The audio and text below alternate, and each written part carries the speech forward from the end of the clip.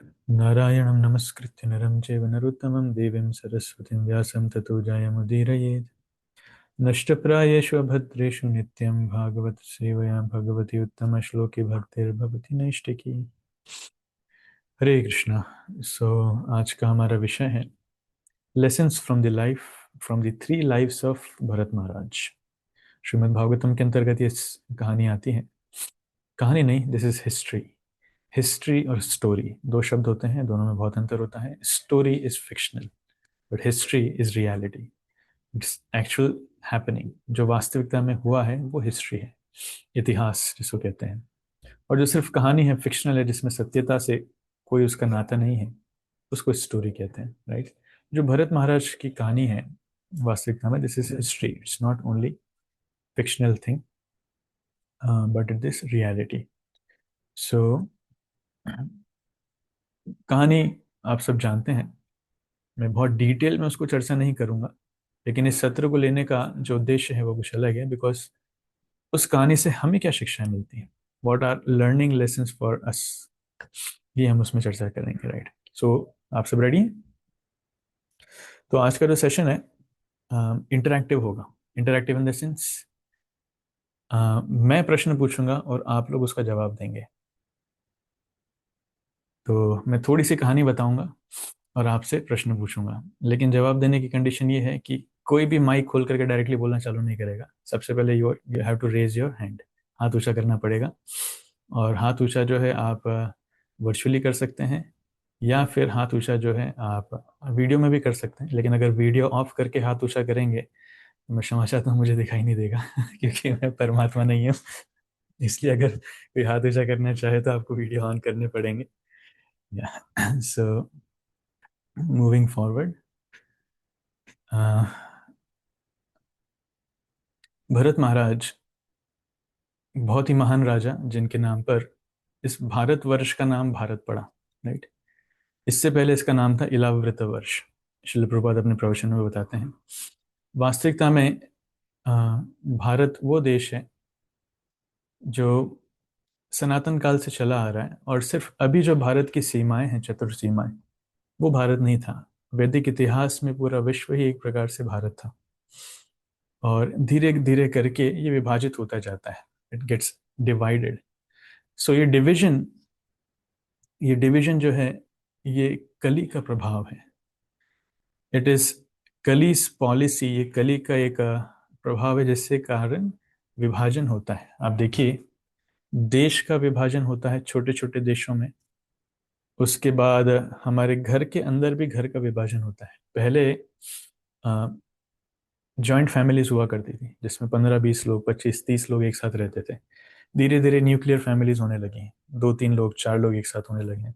अब nuclear family में भी हस्बैंड वाइफ अकेले बचे हैं, बच्चे घर छोड़ करके चले जाते हैं। और अब डाइवर्सेस होने के कारण वाइफ भी अकेली है, बच्चे भी अकेले हैं, पिताजी भी अकेले हैं, सब अकेले हैं। तो दिस इज कलीस पॉलिसी। सो भारत को डिवाइड करने के पीछे अंग्रेजों का कारण था, हाथ था। हाथ नहीं, सब कुछ उन्हीं का था, हाथ पैर मुंह सब कुछ उन्हीं का था। सो उनकी पॉलिसी थी डिवाइड एंड रूल, राइट। विभाजित करो और उसके ऊपर रूल करो।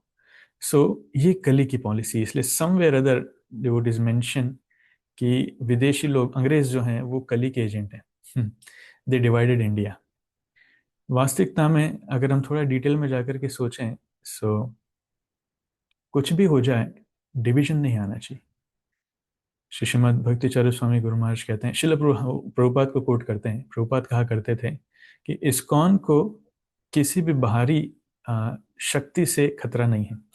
माया में शक्ति नहीं है कि इस्कॉन को रोक पाए, न कली में शक्ति है कि इस्कॉन को रोक पाए। इस्कॉन इतनी शुद्ध संस्था है। एक ही तरह से इस्कॉन को दुर्गति हो सकती है, एक ही तरह से इस्कॉन को क्षति हो सकती है, वो है जब इस्कॉन के ही भक्त आपस में लड़ना चालू करेंगे। जब इस्कॉन के भक्त आपस में लड़ना चालू करेंगे, ये इंटरनल फाइट है जो इस्कॉन को तोड़ सकती है। बाकी बाहर न माया न कली, किसी में इतनी शक्ति नहीं है कि इस्कॉन को तोड़ सके, राइट। और ये इंटरनल फाइटिंग कहाँ से आती है? ये आती है जब एक भक्त के अंदर कॉपरेशन की मनोभावना नहीं होती। वन ही वो कॉपरेट नहीं करना चाहता, वो अपने ओपिनियन से, अपने आइडिया से बहुत ज़्यादा अटैच्ड है। उसको लगता है कि मैं जो सोच रहा हूँ वही सही है। वास्तविकता में ये अहंकार है अहंकार के कारण एक व्यक्ति को लगता है कि मैं जो सोच रहा हूँ वही सही है, इसलिए दूसरों की सुनना नहीं चाहते। हम हमारे ओपिनियन पे अटैच्ड हैं। तो भक्ति में कुछ समय निकल जाता है, फिर हमको ऐसा लगता है कि no, I am very confident, मैं जो सोच रहा हूँ वही सही है। और हम उसके लिए सपोर्टिंग भी देते हैं। शिल प्रभुपाद जी यहाँ पर ये लिखते हैं, प्रभुपाद जी ने वहां पर वो कहा है, चैतन्य महाप्रभु ये कहते हैं, शास्त्रों में वहां पर वो लिखा है। राइट? तो वैदिक स्क्रिप्चर्स दे आर कल्प तरुण, वो डिजायर फुलफिलिंग ट्री है। हम जो भी इच्छा करेंगे वो फुलफिल होती है वहां से। मतलब जैसी सपोर्टिंग लेना चाहेंगे वैसे सपोर्टिंग हमको मिल जाएगी। शास्त्रों में ही हिरण्यकशिपु के भी स्टेटमेंट्स हैं, हिरण्याक्ष के भी स्टेटमेंट्स हैं। ऋणम कृत्वा घृतम पिबेत, है ना, जो ऋण लो और घी पियो, ऐसे भी स्टेटमेंट्स हैं। हम जैसे सपोर्टिंग लेना चाहेंगे वैसे सपोर्टिंग हमको मिल जाएगी। लेकिन ये सब क्या करता है, ये डिवाइड करता है। इसलिए सो वो समय था जब भरत महाराज राजा हुआ करते थे। भरत महाराज कौन है? ये ऋषभ देव के पुत्र हैं, भगवान ऋषभ देव, कृष्ण जो स्वयं ऋषभ देव के रूप में अवतरित हुए थे। उनके 100 पुत्र थे, जिसमें से सबसे बड़े थे भरत महाराज। राइट? तो उनकी ये हिस्ट्री बड़ी फेमस है। अगेन मैं कहानी बहुत डिटेल में नहीं बताऊंगा, आप लोगों को पता है। और सो भरत महाराज ने अपने समय बहुत अच्छे से शासन किया, सेवाएं बहुत अच्छे से की। और एक उपयुक्त समय उन्होंने रिटायरमेंट लिया, जब वो उस एज में आ गए जब एक राजा को गृहस्थ धर्म छोड़ करके वानप्रस्थ धर्म स्वीकार करना चाहिए और इवेंचुअली संन्यास लेना चाहिए। तब भरत महाराज ने संन्यास लिया। संन्यास लेकर के भरत महाराज गए जंगल में, जंगल में रहने लगे। और जंगल में रह करके कठिन तपस्या करने लगे, एक छोटी सी कुटिया बना करके वहां पे भक्ति करने लगे और भगवान की सेवा पूजा करने लगे। और ऐसा वर्णन आता है कि जब भरत महाराज ने अपना राज्य छोड़ा था, तो इस प्रकार छोड़ा था जिसको कहते हैं मलवत। मलवत मतलब, जैसे एक व्यक्ति सुबह सुबह शौच के समय अपना मल त्याग करता है, तो पलट करके कभी देखता नहीं है कि मैंने कुछ बहुमूल्य वस्तु त्याग कर दी या फिर मेरे शरीर का कुछ अभिन्न अंग हमने छोड़ दिया, अरे बहुत दुखी हो गया कि मैंने त्याग त्याग क्यों कर दिया। नहीं, वो खुश होता है कि गंदगी थी शरीर से निकल गई, ही बिकम्स हैप्पी। उसी प्रकार से भरत महाराज ने न सिर्फ अपना घर छोड़ा, पूरा राज्य छोड़ा। इट्स वेरी डिफिकल्ट, बहुत कठिन है। अगर हम छोड़ें, हम भक्तों को बोलते हैं कि सुबह सुबह की नींद छोड़ दो, उठ जाओ, वही नहीं छूटती। चाय छोड़ दो, चाय नहीं छूटती। प्यार लहसुन छोड़ दो, वही नहीं छूटते हैं। घर छोड़ना तो दूर की बात है, और देश छोड़ना, साम्राज्य छोड़ना तो बहुत दूर की बात है। राइट? तो भरत महाराज उस प्रकार अपना राज्य छोड़ते हैं, मलवत, भागवतम में वर्णन आ रहा है। और वहां से जाते हैं वो पुला आश्रम। पुला आश्रम में रह करके वहां पर गंडकी नदी के किनारे भरत महाराज अपनी कुटिया बनाते हैं। और कुटिया बना करके भरत महाराज जो है वहां पर विचरण करने लगते हैं, भक्ति करने लगते हैं बेसिकली। आपको यहाँ पर स्क्रीन पर दिख रहा होगा कुछ कुछ स्लाइड्स। पुला आश्रम में रह करके भरत महाराज जो है भक्ति करने लगते हैं। हर सुबह उठ करके भरत महाराज ऋग्वेद के मंत्रों का उच्चारण करते थे। और दिन में फ्रूट्स, रूट्स, फल, जड़े इत्यादि इकट्ठा करके शास्त्रों के अनुसार वो भगवान कृष्ण को भोग लगा देते हैं। राइट? और भोग लगाने के बाद प्रसाद के रूप में उनको खाते थे। हाँ, हम लोग देखिए इस्कॉन में कितने सौभाग्यशाली हैं कि हमको प्रसाद के रूप में बहुत कुछ मिलता है। पूड़ी, पनीर की सब्जी, हाँ, पुलाव, स्वीट राइस, गुलाब जामुन। भक्त लोग जहाँ जहाँ जाते हैं, भक्त लोग इतना प्रेम से खिलाना चाहते हैं। कोई कचौरी बना के ला रहा है, तो कोई तिल के लड्डू बना के ला रहा है। बहुत सारी चीजें। So we are so fortunate. लेकिन भरत महाराज क्या खाए? जंगली कुछ कंद मूल, जड़ें और फल। राइट? अगर इंडिया में बैठे बैठे हमको इटालियन आइटम मिल जाते हैं, pizza, pasta, lasagna, Chinese item मिल जाते हैं, नूडल्स, चाउमीन, मोमोज, मंचूरियन और बहुत कुछ। और किसी को कमी पड़े तो गोविंदास खुला है, गोविंदास में आकर के जो खाना चाहे खा सकते हैं। लेकिन जंगल में जाकर के तपस्या करना है, ये हमारे बस की बात नहीं है। राइट? सो लेकिन भरत महाराज ने वैसा किया। इतना कठिन जीवन, सोचिए, राजा का जीवन त्याग करके जंगल में जाकर के इस प्रकार की तपस्या करना, it's not easy, not at all easy. बड़ा मुश्किल है। कभी कभी भक्त लोग जब बंगाल से मध्य प्रदेश में आते हैं ना, चावल छोड़ करके रोटी खाना ही बड़ी तपस्या लगता है। एमपी वाले लोग जब यात्राओं में जाते हैं बंगाल, तो रोटी छोड़ करके चावल खाना बड़ी तपस्या लगता है। We can't digest. लेकिन राजसी खाना छोड़ करके कंदमूल खाना, फल खाना, वो भी जंगली, वेरी डिफिकल्ट, वो बिना पकाया, ऐसा नहीं कि अग्नि में जला करके। सो लेकिन भरत महाराज डिड दैट, उन्होंने वो चीज किया।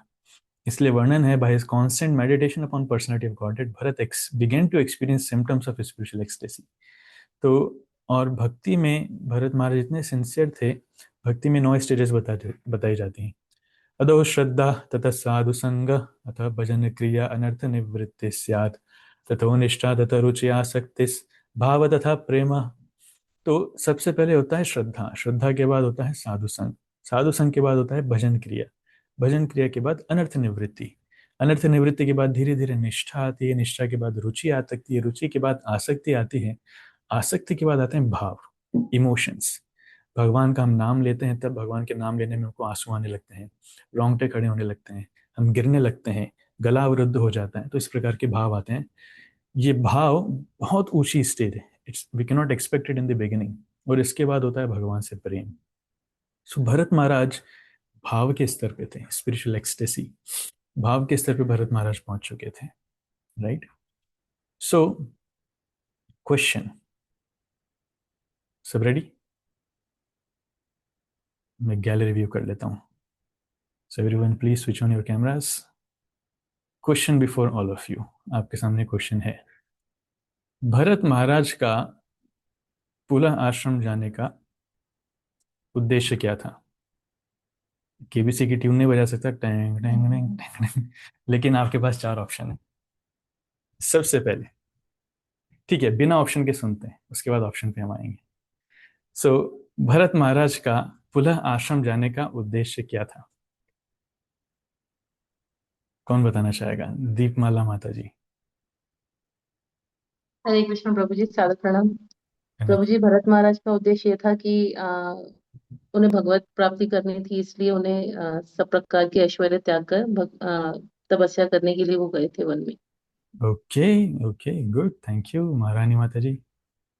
हरे कृष्ण प्रभु जी, दंडवत प्रणाम। दंडवत प्रभु जी, प्रणाम। जैसे हमारे वर्ण आश्रम है तो जो चौथा आश्रम होता है संन्यास, तो वो उन्होंने ग्रहण करके भगवान भगवत प्राप्ति के लिए उन्होंने। ऑलराइट, जी। ठीक है, गुड, ठीक है, तो मैं ऑप्शंस बताता हूँ, ध्यान से सुनना, देखना भी सही। सबसे पहला option, to meditate and merge into the impersonal light. Bharat Maharaj जो है ब्रह्म ज्योति में विलीन होना चाहते थे, पहला ऑप्शन। दूसरा option, to take a break from stress and struggle arising in kingly life. राजा के जीवन में इतना तनाव होता है, इतना स्ट्रेस होता है, इतना दबाव होता है कि भरत महाराज उस कष्ट से, उस चिंता से एक ब्रेक लेना चाहते थे। ऐसे लोग जाते हैं ना पिकनिक के लिए, चलिए जब अभी थोड़ा बाहर घूम करके आते हैं, 2 दिन की छुट्टी आ रही है, पिकनिक पर होकर के आते हैं, ऐसे ही wanted to take a break, वैसा ब्रेक लेना चाहते थे। तीसरा option, to pursue his spiritual career by worshipping supreme Lord to attain love of God.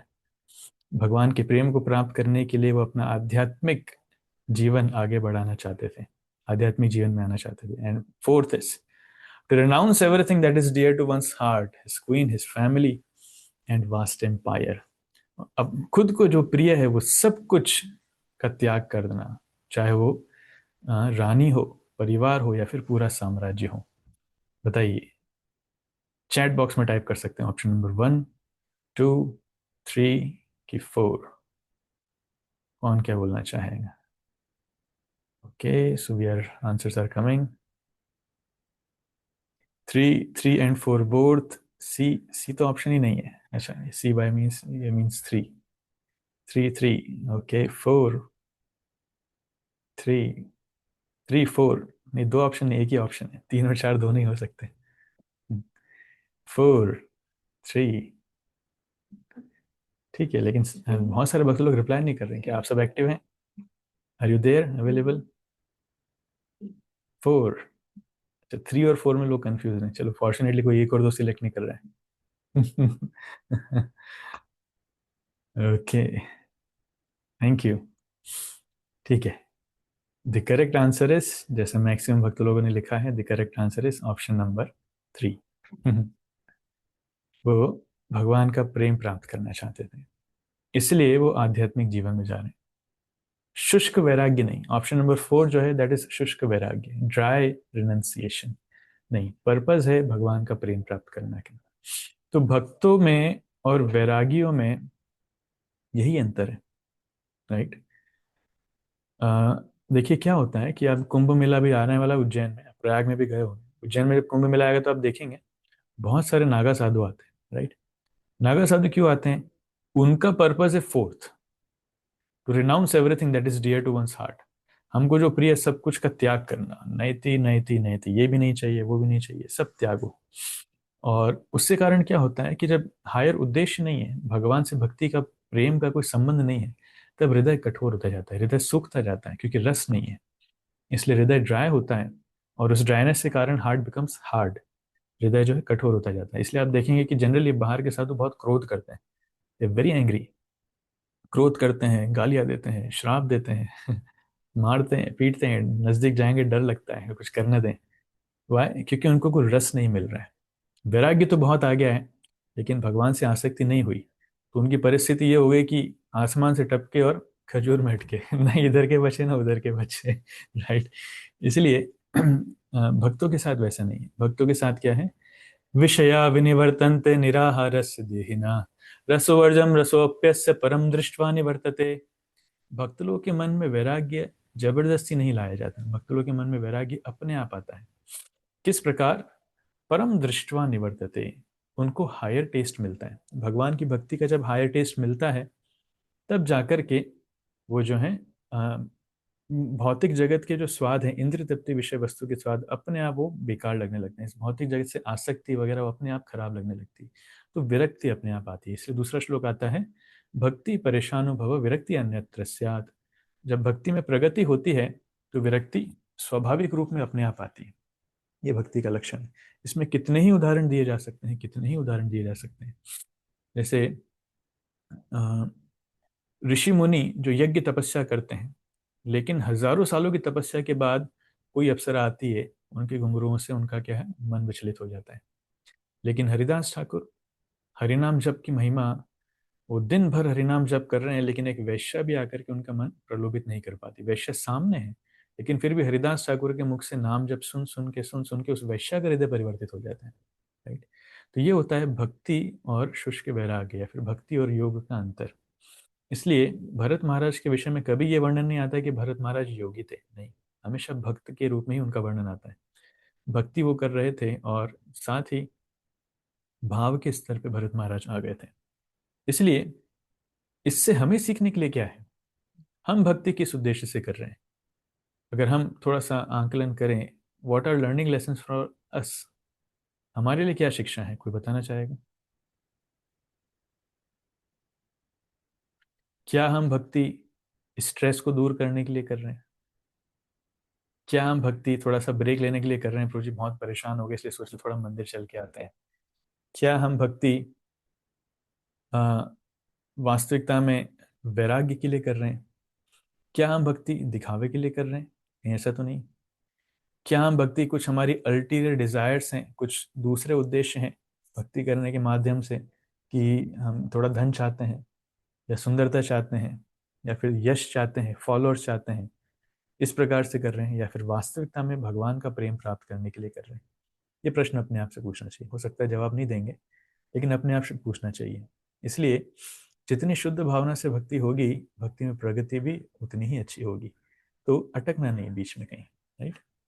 Okay, going forward, next. इसलिए हम आगे देखते हैं कि भरत महाराज जो हैं, वो उस भाव के स्तर पे पहुंच गए। लेकिन कहानी में ट्विस्ट अब आता है। एक दिन क्या हुआ कि भरत महाराज जो हैं, गंडकी नदी के किनारे वो ध्यान लगा रहे थे, भगवान के ऊपर ध्यान लगा रहे थे। तो अचानक से एक हिरण, शी डियर, जिसको फो कहते हैं, एक हिरण वहां पर आई पानी पीने के लिए। और जब वो पानी पी रही थी, तब बहुत जोर से एक शेर की गर्जना हुई, एक शेर के दहाड़ने की आवाज आई। और शेर के दहाड़ने की आवाज सुनकर के वो हिरण इतनी डर गई, इतनी डर गई कि वो अपनी जान बचाने के लिए पानी में कूद गई। They are very fast, actually हिरण बहुत फास्ट होते हैं। वो पानी में कूद गई, और वो वास्तविकता में प्रेग्नेंट थी।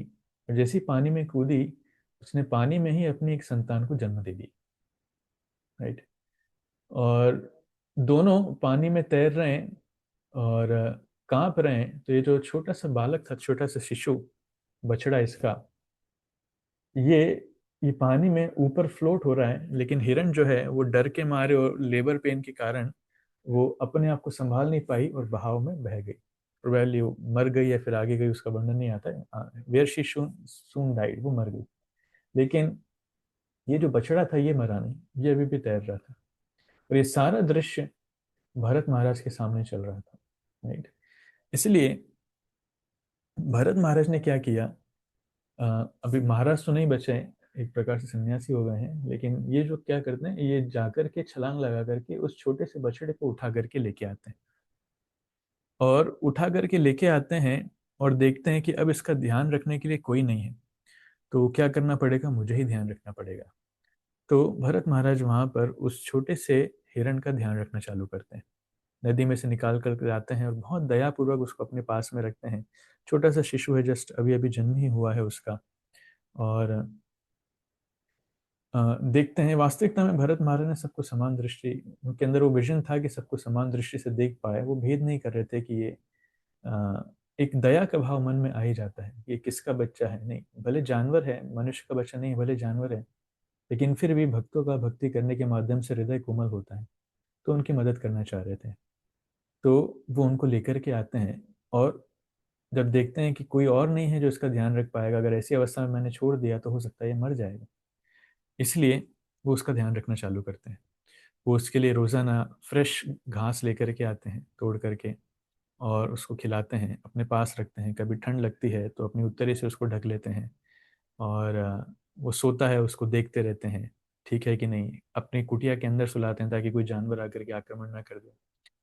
तो इस प्रकार से हर आवश्यकता का भरत महाराज ध्यान रखते हैं, राइट। और ध्यान इतना रखते हैं कि प्राय वो उनका अधिकतर समय अ, हिरण के ध्यान में ही चला जाता है। भक्त लोग समझ पाएंगे कि जब बच्चे छोटे होते हैं तो माता पिता को कितना ध्यान रखना पड़ता है। एक मिनट के लिए भी नजर नहीं हटा सकते, जहाँ नजर हटाए कुछ दुर्घटना घट जाती है। तो वैसे ही ये भरत महाराज भी भगवान की भक्ति करना चाह रहे हैं, लेकिन मन ही मन कहाँ किसका चिंतन जा रहा है, हिरण के बच्चे का। हिरण के बच्चे का चिंतन आ रहा है, और सोच रहे हैं कि जाग गया कि सो रहा है, कहीं भाग तो नहीं गया, भूख लग रही है कि प्यास लग रही है, क्या कर सकता हूँ। तो हमेशा उसी के विषय में चिंतन कर रहे हैं, right. So coming to next question, आप रेडी हैं अगले क्वेश्चन के लिए? ठीक है, अगला क्वेश्चन आप लोग ध्यान से सुनिएगा, अभी स्क्रीन पर नहीं ला रहा हूँ, पहले सुन लीजिए फिर ऑप्शंस बताऊंगा। Bharat lifted the helplessly floating deer from the water and brought it to his ashram because, तो भरत महाराज ने अपने हाथों से उस हिरण के बच्चे को उठाया जो वास्तविकता में असहाय था, और उसको अपने आश्रम में लेकर के आए। इसका क्या कारण था, कौन बताना चाहेगा? ऑप्शंस दिखाने के पहले आप लोग बताइए, रेज योर हैंड्स। जो भक्त लोग अभी तक जवाब नहीं दिए, बिकॉज आई एनकरेज आप सभी पार्टिसिपेट करेंगे तो अच्छा लगेगा। दीपमाला माता जी ने तो जवाब दे दिया एक बार, और जिन्होंने जवाब नहीं दिया देखें आंसर।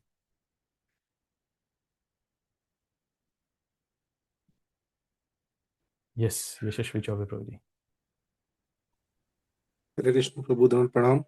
जन्नत में, यस प्रभु। प्रभु जी, जैसे आपने बताया कि वो हिरण के बच्चे को इसलिए ले आए हैं कि उन्हें चिंता थी कि जब उसकी माँ मर जाती है तो अब इसका ध्यान कौन रखेगा, इसका पालन पोषण कौन करेगा। तो उसके पालन पोषण के लिए और ध्यान रखने के लिए वो अपने साथ उस बच्चे को ले आए थे। ओके, ठीक है, गुड। अर्चिता माता जी, हाँ, आपको अनम्यूट करना पड़ेगा पहले। माता जी अनम्यूट कीजिए प्लीज। अर्चिता माता जी हरे अनम्यूट। हरे कृष्णा प्रभु जी। हाँ जी, हाँ जी। भरत महाराज भगवान के भक्त थे, और भगवान के भक्तों की प्रवृत्ति होती है कि वो दयालु होते हैं, तो इसलिए उन्हें दया आ गई तो उस पर, और इसीलिए वो बचा कर ले आए थे। Yes, very good, very good, thank you. Shakya भक्ति माता जी। माता जी, जो पिछले माता जी ने आंसर दिया वही मेरा आंसर था। Okay, good, very good, thank you. और कोई कुछ कहना चाहता है? यस, कुंज प्रभु। हरे कृष्णा प्रभु जी, धन्यवाद प्रणाम। धन्यवाद प्रभु प्रभु। जी, जो हिरण था उसकी जो मम्मी थी वो डूब गई थी, पानी में मर गई थी। जो बच्चा वाला हिरण था, तो जो भगवान के भक्त थे भरत महाराज वो सबको समान दृष्टि से देखते थे। इसलिए वो जो हिरण था उसको उठा करके अपने साथ में ले आया उसको पालन पोषण करने के लिए। ठीक है। सो ऑप्शंस आपकी स्क्रीन पर हैं। Option number 1, he was self-realized to see all living beings as spirit souls, children of God। मतलब भरत महाराज को साक्षात्कार था कि सभी जीवात्माएं वास्तविकता में आत्मा है और वो भगवान की संतानें हैं, right. Option number 2, its mother doe had died leaving the child doe as an orphan। उस हिरण की माता वो बच्चे को अनाथ छोड़ करके मर गई थी, right. Third option, it is natural for any saintly person to feel compassion for suffering souls। किसी भी साधु के लिए दुखियारी जीवात्माओं के लिए दया का भाव स्वाभाविक है। Option number 4, it would be valuable to have a pet and have sweet relations for a change in the dry jungle।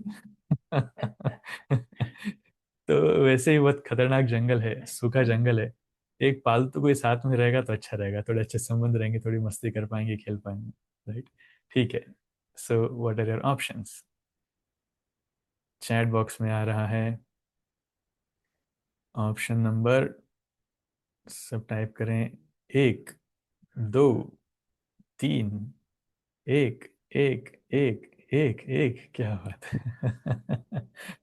1 3, very good. अभी बहुत कम भक्तों ने रिप्लाई किया है। 3 1 1, सांबू प्रभु जी कह रहे हैं 1 3,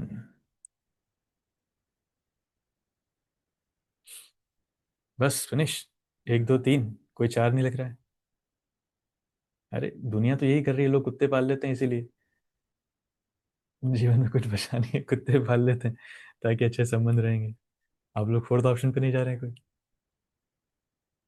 ठीक है, अधिकतर भक्तों ने लिखा है ऑप्शन नंबर 1।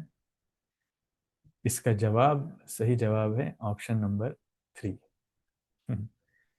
यद्यपि ऑप्शन नंबर 1 शास्त्रीय दृष्टि से सही है, लेकिन भरत महाराज ने जो देखा था वो कंपैशन के कारण किया था, दया के कारण। उनके मन में जो भावना थी वो दया की भावना थी। सिद्धांत के रूप में ऑप्शन नंबर 1 भी सही है कि सभी जीवात्मा भगवान की संतानें हैं, लेकिन भरत महाराज के मन में जो भाव था वो था दया का। ठीक है, अभी प्रश्न, तो कहानी यहीं से ट्विस्ट पकड़ती। ये दया दिखाने के कारण ही भरत महाराज फंस गए। राइट। तो दया दिखाना चाहिए कि नहीं? क्या दया वास्तविकता में अच्छा गुण है कि नहीं? क्या कहना चाहेंगे आप लोग? क्या गलती होगी? मैं तो दया दिखाया ना, जी यहीं तो प्रभु फंस जी, गए। दिखानी चाहिए दया जहाँ दिखानी जरूरत चाहिए। हो वहाँ दिखानी चाहिए। अच्छा, तो भरत महाराज ने दया दिखाई तो ये तो सही किया ना, जरूरत थी यहाँ पे। जी प्रभु जी प्रभु जी। दया दिखाई ठीक था, पर वो ये भूल गए थे कि सबका जो पालन करते हैं वो भगवान है। वो सोच रहे थे कि सिर्फ मैं इसी का ध्यान दे सकता हूँ। Okay okay, good. Kunj Prabhu, Hare Krishna Prabhu ji. Hare Krishna Prabhu. हाथ हाथ ऊंचा करके बोलिए, सबको मौका मिलेगा, डोंट वरी, बहुत समय हमारे पास। प्रभु जी दया दिखानी चाहिए लेकिन फिर भी किसी से अटैच नहीं होना चाहिए। अटैच नहीं होना चाहिए, ठीक है। दया तो दिखाने से आसक्त नहीं होना चाहिए। हरे कृष्णा प्रभु जी। क्या सिद्धांत है? हाँ जी माता जी, हाँ, बोलो। दया दिखानी चाहिए, दया बहुत अच्छा गुण है, मनुष्यता का गुण है।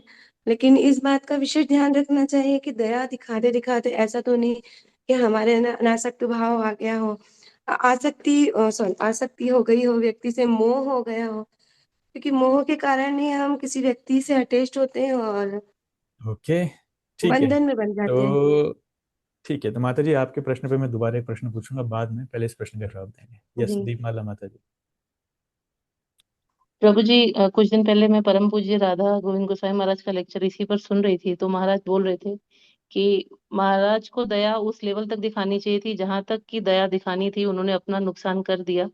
बच्चे को निकाल के बाहर छोड़ देते तो भी ठीक था। दया का भाव तो होना चाहिए भक्त के अंदर, ये सही है, लेकिन उसमें अपनी आसक्ति जो उन्होंने कर दी उस वजह से उनका जो है पतन हुआ, मतलब दोबारा उनका जन्म हुआ। तो ये मैं सुन रही थी लेक्चर में। Good, very good, very good. ठीक है, और कोई कुछ कहना चाहता है?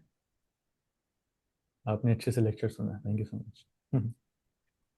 यस, तो भावना माता जी का जो प्रश्न था कि दया दिखाना चाहिए लेकिन आसक्त नहीं होना चाहिए, अब ये बताइए प्रैक्टिकली कैसे पॉसिबल? हम परिवार से आसक्त हैं, इसलिए परिवार के प्रति दया दिखाते हैं, जी। राइट। हमारे घर में अगर बच्चे को बीमारी हो जाए या एक्सीडेंट हो जाए तो अचानक से दया आएगी। पड़ोसी के घर में कुछ हो जाए तो हो सकता है मुंह से निकले अच्छा हुआ और होना चाहिए था। राइट। ये नालायक लोग ऐसे ही इतना भला बुरा बोलते हैं हमें, अच्छा ही हुआ और कम हुआ, ज्यादा होना चाहिए था। तो यदि मैं आपके प्रश्न का उत्तर इतना अच्छे से तो नहीं दे पाऊंगी, प्रयास करूंगी कि ये मानना आपका कहना सही है कि दया करेंगे तो आसक्त तो होंगे, लेकिन जो भगवान से जुड़ा हुआ है, अगर वो ये मान के चल रहा है कि ये भगवान की सेवा है, पुत्र पति और परिवार, इनकी सेवा में भगवान की प्रसन्नता के लिए कर रहा हूँ या कर रही हूँ, तो हम आसक्त नहीं होंगे, उससे बंधन से मुक्त रहेंगे। और ऐसे ही जीवन में होना भी चाहिए, और नहीं भी हो तो उसका अभ्यास करना चाहिए। All right, all right, thank you. और कोई जवाब देना चाहेगा कि दया और आसक्ति को, इनका कॉम्बिनेशन, सिंक्रोनाइजेशन कैसे हम देख सकते हैं? दया दिखाएं लेकिन आसक्त ना हो, कैसे संभव है?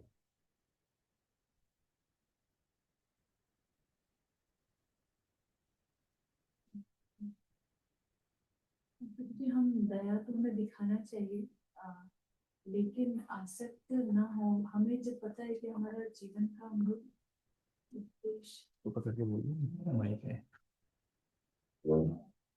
हरे कृष्णा, हमें दया तो दिखानी चाहिए, क्योंकि सभी स्पिरिट सोल हैं, लेकिन हमें उससे आसक्त नहीं होना है। जब हमें पता है कि हमारा जीवन का मुख्य उद्देश्य है भगवान की सेवा करना और उनसे प्रेम जागृत करना, तो जब उनकी सेवा में रहेंगे तो हमें आसक्ति नहीं होगी। हम दया करेंगे, हमारे में वो गुण है, तो हम सबके लिए सोचेंगे, सबके लिए भला करेंगे, दया करेंगे, करुणा दिखाएंगे। लेकिन यदि हम सच्चे मन से हम भगवान की सेवा में लगे हैं, तो भरत महाराज तो सच्चे मन से ही लगे थे। मेन ऑब्जेक्टिव जो था कि भगवान के सेवा में रहना है, वो उन्होंने मिस कर दिया। नहीं तो मिस उनका कैसे हो गया? वही तो प्रश्न है ना। भरत महाराज तो सच्चे मन से भगवान की सेवा में लगे थे ना, और दया भी, पर दया उनकी भी स्वाभाविक है। आसक्ति इतनी ज्यादा हो गई उस हिरण के बच्चे से कि जो उनका मूल उद्देश्य था वो छूट गया। ठीक है। और कोई जवाब देना चाहता है? अभी भी जो परफेक्ट आंसर मैं सुनना चाह रहा हूँ वो नहीं। हाँ, सुमाधुरी माता जी, अनम्यूट कीजिए। हरे कृष्णा प्रभु जी। हरे कृष्ण। माता जी ने कहा कि आपने कहा कि जो भरत, जड़ भरत बाद में हुए, तो वो भगवान का भजन करते थे, फिर भी वो कैसे आसक्त हो गए? तो कथा में ऐसा सुना गया है कि उनका पूरा ध्यान जो था भगवान से हट करके उसमें हिरण के बच्चे में आ गया था। अगर वो माला करते थे, जप करते थे, हाँ तब वो भी वो तो है, बच्चे को वो अपने तो है, आसपास खेलते हुए देखते थे। वो तो है, वो तो है, तो पर मैं उसका तो कारण जानना चाह रहा हूँ। इसका कारण क्या था? तो दया ही कारण था ना। दया के कारण जैसे वो, अगर मेन मूल बच्चा मूल में तो बच्चा तैर करके चला जाता, भले मर जाता, तो उनकी साधना तो डिस्टर्ब नहीं होती। क्या अच्छा था? बच्चा आंखों के सामने मर जाता, वो अच्छा था कि उसको बचा करके लाया, वो अच्छा था। तो दया उसको दिखाना तो बचाना उनकी, चाहिए था, लेकिन उसको बचा करके अपने पास न रख के उसको सुरक्षित स्थान पर उनको पहुंचा देना चाहिए था। ओके, ऑल राइट, ठीक है। सुमाधुरी माता जी कुछ कहना चाह रही थी? हरे कृष्णा प्रभु जी। हरे प्रभु कृष्ण। जी, एक बार आप ही बताए थे, मतलब साधु संग मिसिंग था, मतलब थोड़ा ऐसी स्थिति में थोड़ा अपन को गाइडेंस भी चाहिए रहता है हाँ जी, ओवरकम करने के लिए। बिल्कुल। इमोशंस तो थोड़े रहते हैं इसके लिए। हाँ, अगर कोई भक्त साथ में होता तो बता दे, अरे भरत प्रभु जी, भरत महाराज जी क्या कर रहे हो? गलत जा रहे हो, बहुत दया दिखा दिया आपने, इतनी ज्यादा दया नहीं दिखाना है, थोड़ी बहुत दया काफी है। Compassion has its limits also. Nice answer. Okay, Deepmala Mata ji. या प्रभु जी, यही था आंसर कि उनको दया दिखानी थी लिमिट में, और क्योंकि अगर वो भक्त के साथ होते तो निश्चित रूप से वो बच जाते, ठीक है, कोई भक्त उनको इससे गाइड एक और करता। और क्वेश्चन आता है। एक और दूसरा ये क्वेश्चन कि पूछिए। हाँ जी, ठीक है, आप बोल लीजिए। कहीं ना कहीं हमें हमारे अंदर स्वामित्व का भाव होता है, जो कि हम लोग मतलब सोचते हैं कि लोग हमारे ऊपर ही निर्भर हैं। इस वजह से हम उनके हाँ, या वेरी गुड आंसर। कहीं ना कहीं मतलब हमारे अंदर स्वामित्व का भाव है। भरत महाराज को ही लगा कि इसका तो भरता भोगता महेश्वरा मैं ही हूँ। अगर मैं इसको पालन नहीं करूंगा तो कौन करेगा, राइट? तो मेरे ऊपर ही आश्रित है। ये भावना गलत है। Very nice answer, thank you so much. देखिए, श्रीधर स्वामी की स्टोरी से हमें पता पड़ता है। श्रीधर स्वामी वो शादीशुदा थे, और शादी के बाद ही उनके मन में वैराग्य आ गया कि उनको संन्यास लेना चाहिए। ऐसा नहीं कह रहा हूँ कि आई एम एनकरेजिंग यू सारे शादीशुदा घर छोड़ के संन्यास ले लो, ऐसा नहीं है, जस्ट स्टोरी जो है वो बता रहा हूँ। तो उनके मन में वैराग्य आ गया, he wanted to become renounced, वो संन्यास लेना चाह रहे थे। जब उन्होंने अपनी पत्नी के सामने इच्छा व्यक्त की कि मैं संन्यास लेना चाह रहा हूँ, तो पत्नी बड़ी डर गई और स्वाभाविक है पत्नी ने रोकने का प्रयास किया, तो मान नहीं रहे थे। पत्नी ने आखिर एक चीज़ कही कि ठीक है, एक काम कीजिए, एक पुत्र के होने तक रुक जाइए, एक पुत्र हो जाएगा उसके बाद आप भले चले जाइए, जैसे माता देवहूति कर्दम मुनि को कहती हैं। She said the same thing, उन्होंने वही चीज़ की। तो श्रीधर स्वामी ठीक है मानते हैं और पुत्र के होने का वेट करते हैं, और समय के साथ कुछ महीने बीतते हैं और उन माता के गर्भ में एक शिशु आता है और धीरे धीरे उसका जन्म भी होता है। लेकिन होता यह है कि जन्म लेते ही बच्चा तो स्वस्थ, लेकिन माता मर जाती जन्म देकर के श्रीधर स्वामी की जो पत्नी है वो लेबर पेन सहन नहीं कर पाती और वो मर जाती। अब छोटा सा बच्चा है, शिशु, नवजात शिशु, वो श्रीधर स्वामी की गोद में है और श्रीधर स्वामी के मन में प्लान क्या था कि इसके जन्म लेते ही मैं चला जाऊंगा, संन्यास ले लूंगा। कर्दम मुनि ने वही किया, भगवान कपिल के आते ही कर्दम मुनि संन्यास लेकर के चले गए। तो पहले संन्यास की भावना प्राथमिक थी, आजकल तो लोग संन्यास लेना ही, संन्यास से दूर की बात है, नौकरी छोड़ना ही बड़ा मुश्किल काम है। एनीवेज, सो श्रीधर स्वामी, उनके हाथ में वो बच्चा है और मन में भावना है, मन में द्वंद है, भगवान क्या करूं, मैं आपकी सेवा के लिए जाना चाह रहा था और अब ऐसी परिस्थिति आ गई कि मेरी पत्नी चली गई, इस बच्चे का ध्यान कौन रखेगा, नवजात शिशु है।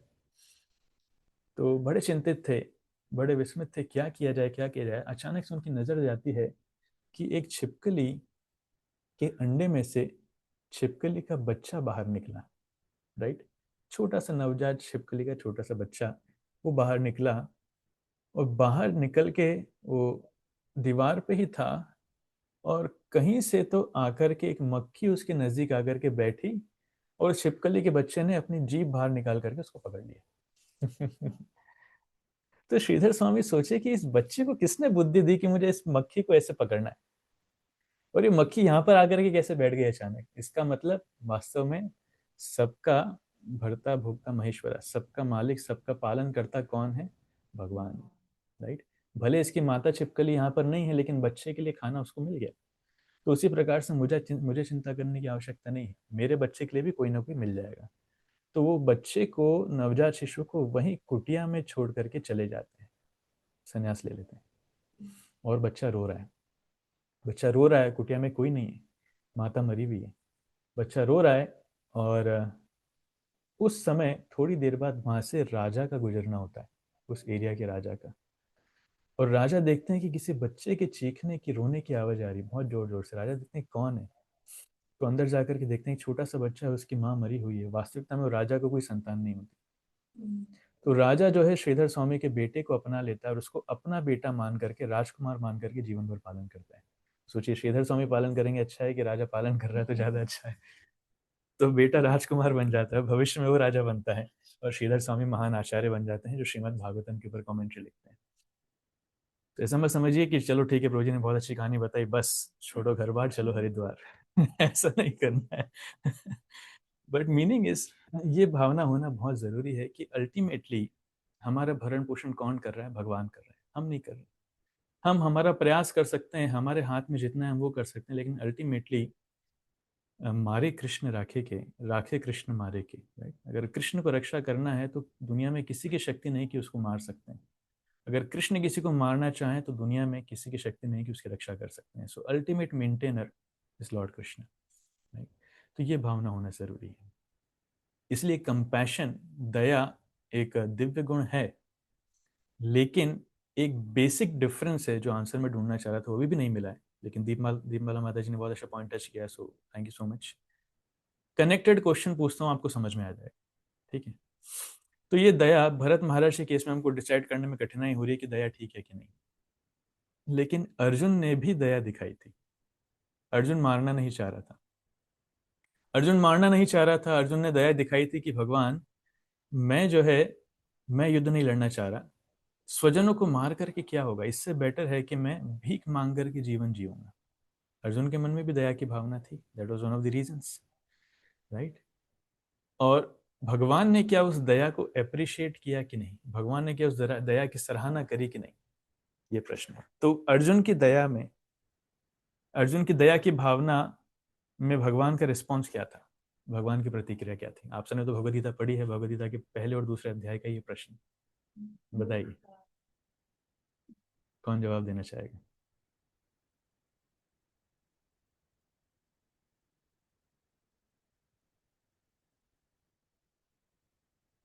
बड़े बड़े टीचर्स, प्रोफेशनल्स, इंजीनियर्स, डॉक्टर्स, सब यहाँ पर है। दीपमाला माता जी आपके पास आएंगे, आपने बहुत बढ़िया जवाब दिया, मुझे लगा, मुझे पता है इसका भी आप जवाब दे देंगे। यस, आशुतोष प्रभु। हरे कृष्ण प्रभु। हरे कृष्णा।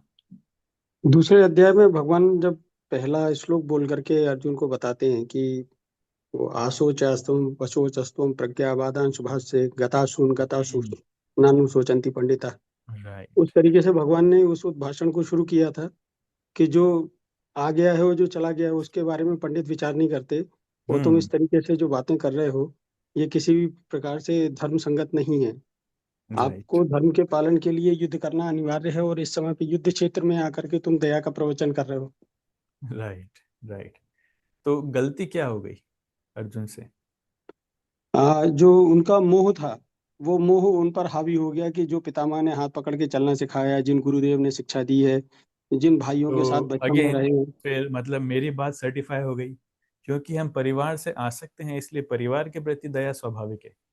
परिवार के बाहर दया नहीं होती है तो ये दया कैसा गुण है? फिर ये तो पार्शियल हो गया ना, पार्शियलिटी हो गई। पार्शियलिटी हो गई। It's not absolute compassion, it's relative compassion जो हमारे रिलेटिव्स के लिए आ रहा है, राइट? तो वो साधु के स्वभाव में कैसे हुआ? तो भौतिकवादी व्यक्ति जो साधु नहीं है, जो भक्ति नहीं कर रहा, उसके मन में भी अपने परिवार के लिए दया रहती है। शेर भी अपने परिवार के लिए दयावान रहता है, जानवरों को मार के खाता है लेकिन अपने परिवार को सुरक्षित रखता है। लेकिन वो तो साधु नहीं है, वो तो माला जप नहीं कर रहा है। तो दिव्य दया कौन सी और भौतिक दया कौन सी? दिव्य दया प्रभु जो भगवान सभी पर करते हैं वो दिव्य दया है कि सभी व्यक्तियों के ऊपर व्यक्ति भगवान से प्रेम करे ना करे फिर भी भगवान सभी को वायु जल आकाश सभी प्रकार की सुविधाएं देते हुए भोजन पानी सब चीज की व्यवस्था प्रभु करते हैं, वो दिव्य दया है। और जो भौतिक दया है उसमें अहेतु की दया होना चाहिए। जो हमारे सामने घटना घटी है तो उसमें अगर हम निमित्त बन करके किसी के हित में जुड़ सकते हैं तो जुड़ जाएं, पर उसमें उसका अहित रोकने के लिए, ना कि उसके साथ में अटैच होने के लिए। भाई कोई आदमी गिर रहा है और गिरने से हमने उसको संभाल दिया, संभाल करके हमारा काम खत्म हो गया, अब हमको अपना रास्ता चलना है। अब ये जी प्रभु कोई गलती हुई हो तो क्षमा कीजिएगा। नहीं नहीं नहीं, अच्छा आंसर है, थैंक यू। ठीक है, दीपमाला माता जी लास्ट आपका ऑप्शन, फिर मैं जवाब दूंगा। हरे कृष्णा प्रभु जी मैं प्रश्न भूल गई, प्रश्न भूल गया। आपका प्रश्न प्रश्न ये अर्जुन की दया से था। अर्जुन ने जो दया दिखाई, भगवान ने उसको अप्रिशिएट किया कि नहीं? अगर नहीं तो क्यों नहीं? जी प्रभु जी, क्योंकि अर्जुन के मन में इस समय एक प्रकार का मतलब कायरता आ गई थी, और वैराग्य जो बोल रहा था वो किसी प्रकार का वैराग्य नहीं, मोह ही था। और क्योंकि अर्जुन एक क्षत्रिय है, उसका कर्तव्य है कि उसको सबकी रक्षा करनी है, लेकिन वो सिर्फ अपने बारे में ही सोच रहा है। और यदि वो वैराग्य लेके चला भी जाता है तो उसका स्वभाव ये नहीं है, तो वो वापस पलट के फिर यही कार्य करेगा, लेकिन तब वो पाप में होगा। जो अभी भगवान बोल रहे हैं, अगर वो भगवान की आज्ञा मान के करते तो ये भगवान के लिए कार्य किया है तो ये भक्ति में आएगा, लेकिन कर्तव्य भी है उनका। और अगर वो नहीं करते हैं और आगे अगर यही जो अपना क्षत्रिय स्वभाव वो दिखाएंगे तो फिर ये पाप हो जाएगा। ठीक है, मैं जवाब देता हूँ एक श्लोक के माध्यम से, आप लोग बताइएगा इंडिकेशन मिला कि नहीं। इसके जवाब में भगवान सेकंड चैप्टर में बहुत अच्छा ज्ञान देते हैं, बहुत सारे श्लोक बताते हैं जो एक ही कॉन्सेप्ट को समझाने के लिए भगवान बता रहे हैं। एक श्लोक में उसमें से बोलता हूँ, जातस्य हि ध्रुवोर्मृत्युर् ध्रुवम जन्म मृतस्य च तस्मादपरिहार्य अर्थे न त्वं शोषितुमर्हसि। Any answers? Yes, Vaishnav Prabhu. Hare Krishna Prabhu ji, दंडवत प्रणाम। प्रभु जी, भगवान कृष्ण आत्मा और शरीर के बीच में डिफरेंस और अपने आप को बॉडी समझने का वो वाला कॉन्सेप्ट। हाँ राइट। तो अर्जुन जो दया दिखा रहे थे वो शारीरिक शरीर के ऊपर दया दिखा रहे थे। भगवान जो दया दिखाते हैं वो शरीर नहीं, आत्मा के लिए दिखाते हैं। इसलिए ज्ञानवान व्यक्ति विद्या विनय संपन्ने ब्राह्मणे गविहस्तिनि शुनि चैव श्वपाके च पंडिता समदर्शिनाः। एक पंडित व्यक्ति शरीर नहीं देखता है, आत्मा को देखता है। वो सबको समान देखता है। क्यों? क्योंकि वो सबके अंदर आत्मा को देखता है। इसलिए एक भक्त की जो दया है वो एक आत्मा को प्राथमिकता देते हुए होती है। साथ में शरीर के ऊपर दया अगर दिखेगी दैट इज ओके, और अगर सिर्फ शरीर के ऊपर दया हो और व्यक्ति को भगवान से कनेक्ट नहीं हम कर पा रहे हैं, भगवान से जोड़ नहीं पा रहे हैं किसी माध्यम से, तो वो भौतिक कंपैशन वो सिर्फ पुण्य कर्म की श्रेणी में आ जाएगा। और पुण्य कर्म जो है हमको बांधता है, चाहे पुण्य हो चाहे पाप हो, उस भौतिक जगत में बांधता है। इसलिए स्पिरिचुअल कंपैशन क्या है? जब हमें एक जीव को भगवान से संबंध के रूप में देखते हैं कि ये भगवान का अंश है, और भगवान को विस्मृत करके भूल करके ये भटक गया है, इसलिए हमें दया है कि इतने कष्ट में है, भौतिक जीवन में कष्ट में, भले ही नदी में ना डूब रहा हो, पर अगर कोई यहाँ पर भौतिक जीवन में है, भक्त नहीं है, तो वो कष्ट में है, ये दिखना चाहिए। और उनको भगवान से जोड़ने की भावना आना चाहिए, भक्ति में जोड़ने की भावना आना चाहिए। तो अर्जुन का डिफरेंस क्या था कि अर्जुन शारीरिक दया कर रहे थे।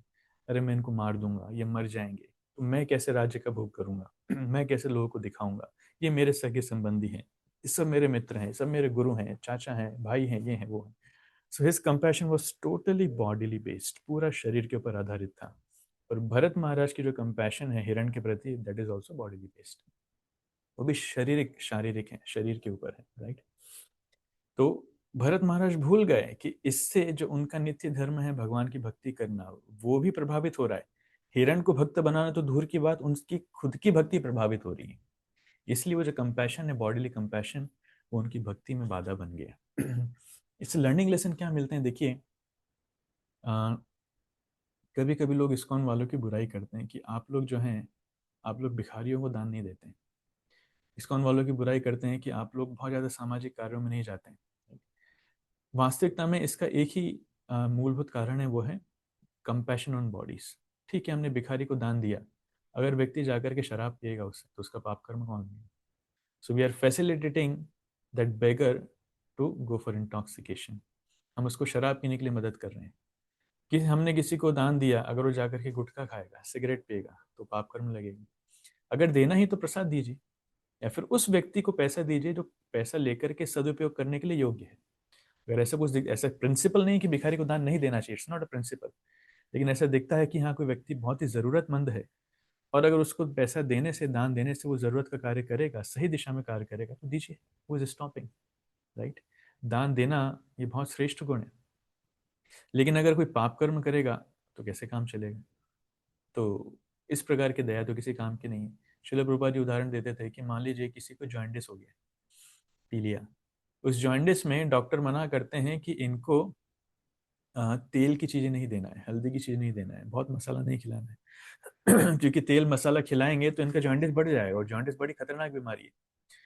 तो बच्चा तो मांगेगा, बच्चा मांगेगा, नहीं मम्मी मुझे पराठे चाहिए, नहीं मम्मी मुझे सब्जी चाहिए, मैं परेशान हो रहा हूँ, ये चाहिए वो चाहिए।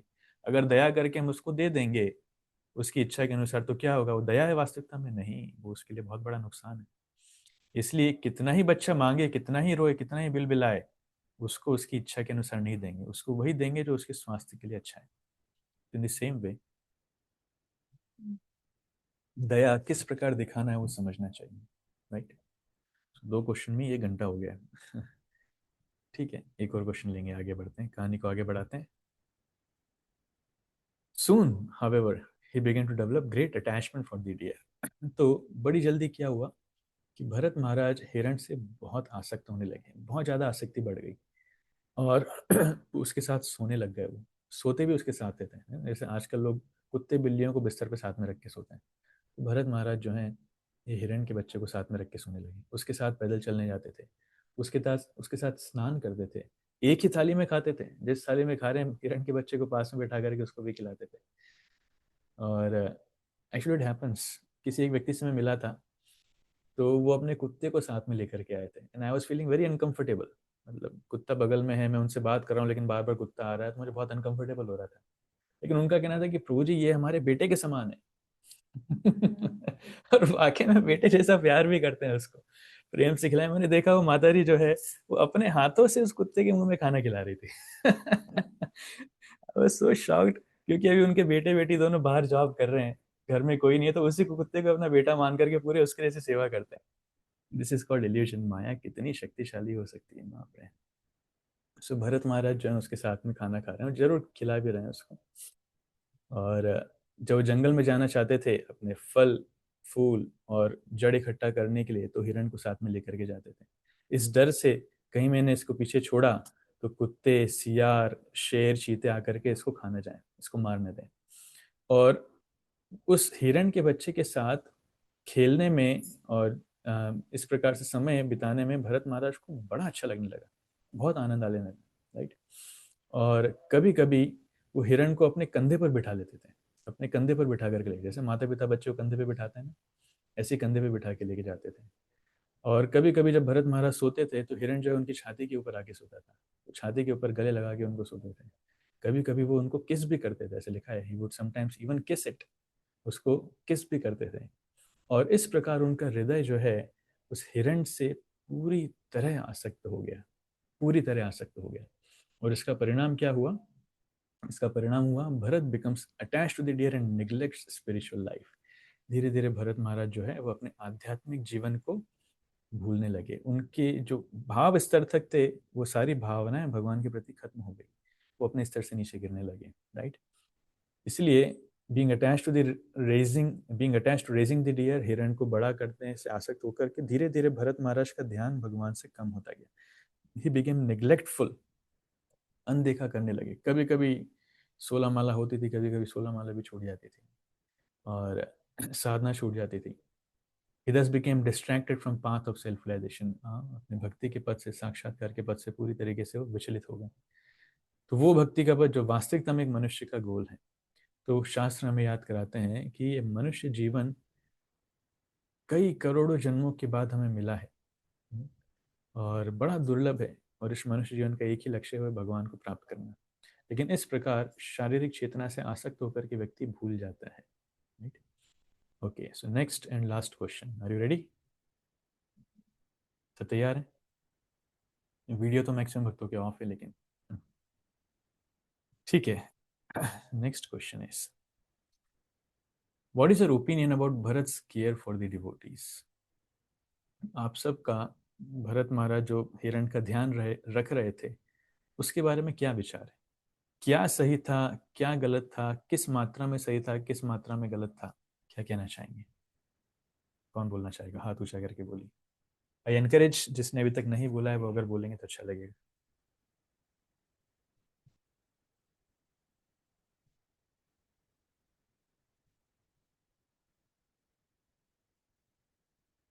अरे प्रभु जी, हमको तो भरत महाराज की याद नहीं आ रही, हमको तो हमारी परिस्थिति ध्यान आ रही है, हम कितने आसक्त हो गए। आप भरत महाराज को पूछ रहे हो, हमारा चिंतन हमारे परिवार में जा रहा है, हमें क्या करना है? ऐसा तो नहीं है कहीं? Okay, any answers? ठीक है, मैं ऑप्शंस दिखा देता हूँ। ये रहे ऑप्शंस आपकी स्क्रीन पर। Option number 1, it is wonderful, anyone in this world should learn from Bharat how to treat our pets. बहुत बढ़िया है, हमको सीखना चाहिए भरत महाराज से कि कैसे हमारे पालतू जानवरों का ध्यान रखना चाहिए। Second, it was a big mistake on the part of Bharat to have brought the deer to ashram. Bharat महाराज की बहुत बड़ी गलती हो गई कि वो हिरण के बच्चे को आश्रम में लेकर के आ गए। Third, caring for the deer was perfect but not worthy at the cost of his spiritual life. हिरण का ध्यान रखना, ख्याल रखना ठीक है, लेकिन अपने आध्यात्मिक जीवन की कीमत पर नहीं। And the last and fourth option, his care aroused material attachment to deer, making him get distracted from spiritual life। उनके इस ध्यान ने, ख्याल ने उनको आध्यात्मिक जीवन से डिस्ट्रैक्टेड, पथ भ्रमित कर दिया। बताइए कौन सा ऑप्शन है? Option number 1, 2, 3, 4। मैं ऑप्शन दिखा देता हूँ आप इस स्क्रीन पर। And chat box is filled with options number 3, 3, 4, 3, 4, 3, 3, 3, 3, 4, 3, 4, 4, 4, 4, 3, 4, 4। Any more answers? 3 की 4? 4, 3, 3, 4.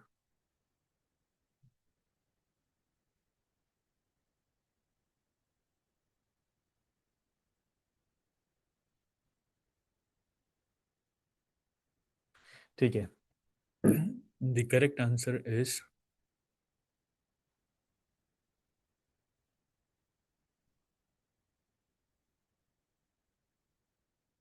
4. Correct answer is 4. His care aroused material attachment to deer, making him distracted from his spiritual life.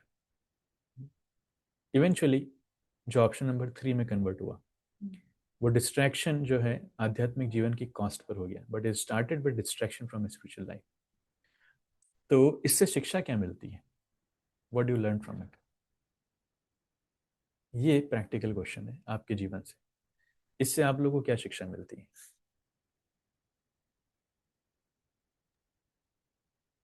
कौन कहना चाहेगा? Yes, Vaishnav Prabhu.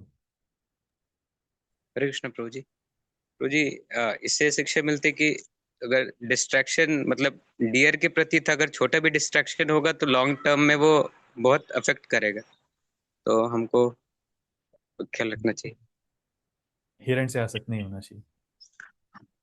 Don't worry, हिरण से आसक्त नहीं होने वाला. बाकी सारी आसक्तियों का क्या? आपकी तो नई नई शादी हुई है अभी.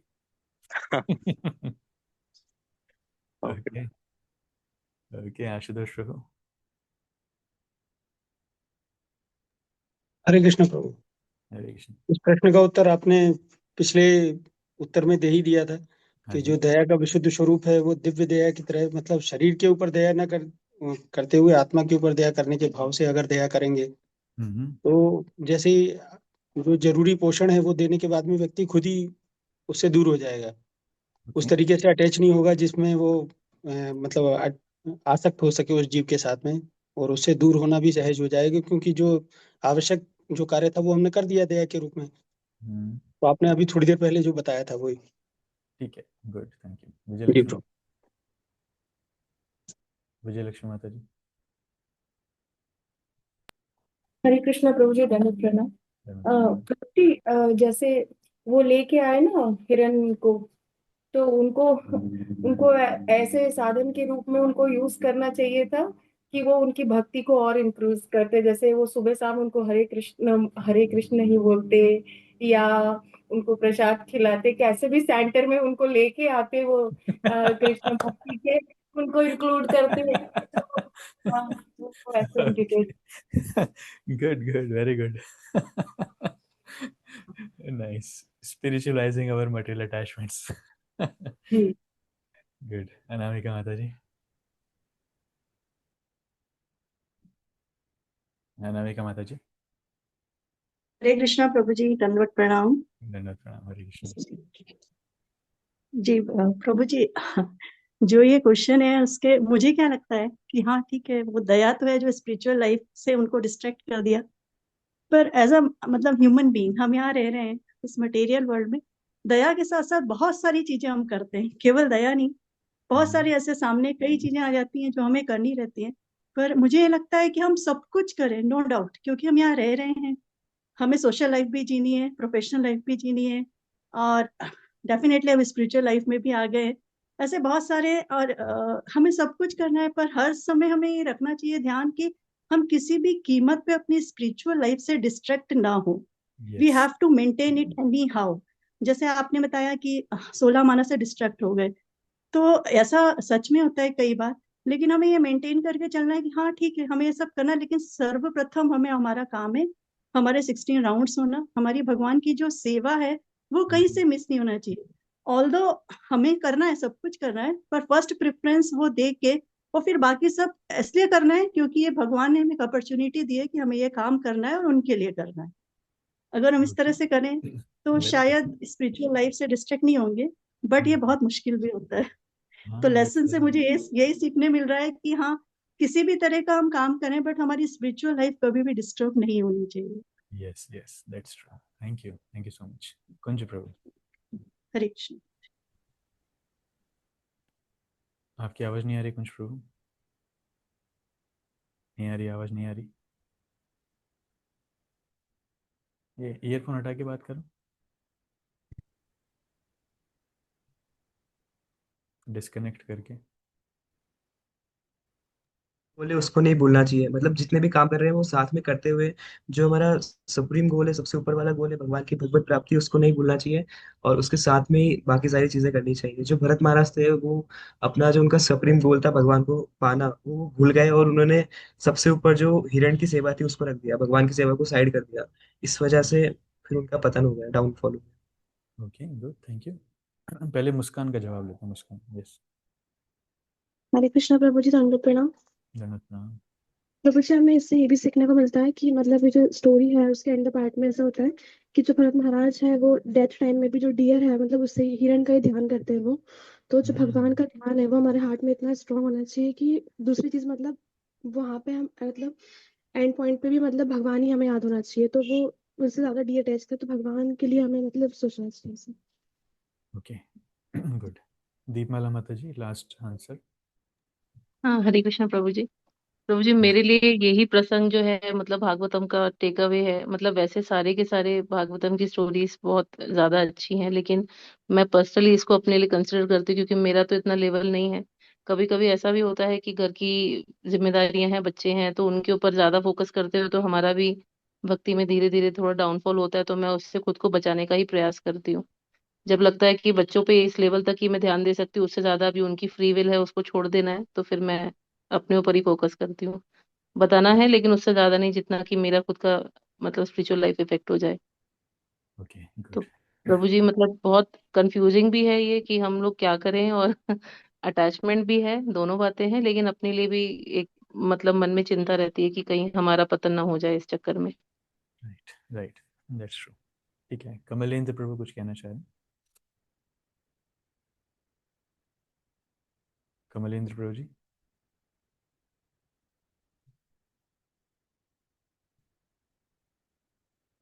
आपकी आवाज नहीं आ रही। वैष्णव प्रभु, उनको अनम्यूट करो एक बार।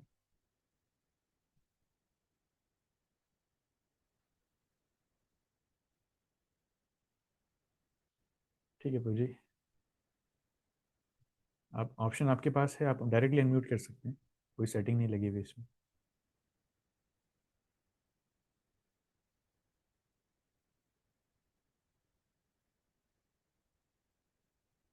देखिए ऑप्शन आया होगा आपके पास अनम्यूट करने का।